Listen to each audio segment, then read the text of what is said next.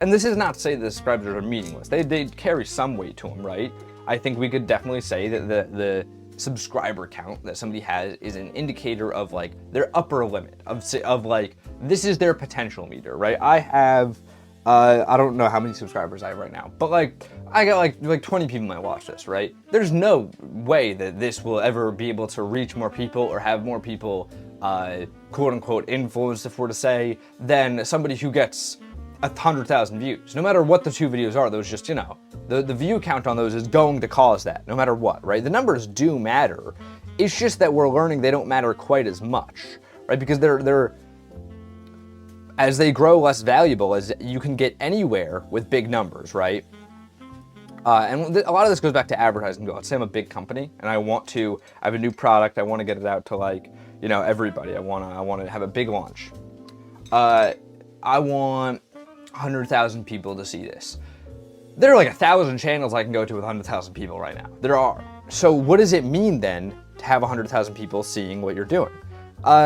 Well, not much, but it's still an indicator of something. So now you got to be 100,000 people who have the most sway in that niche. That's a very different ball game, right?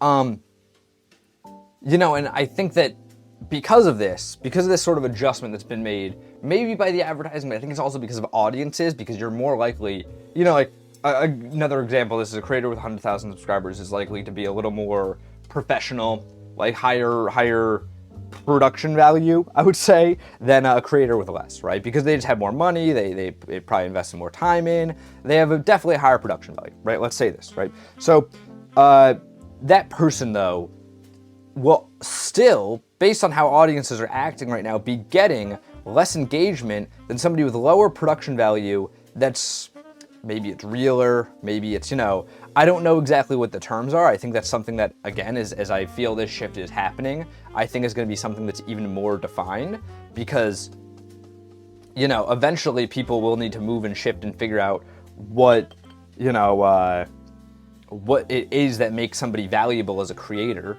right? The early guesses, the early things that people kind of went with were numbers, but as numbers grow meaningless, you know, what is it that values it?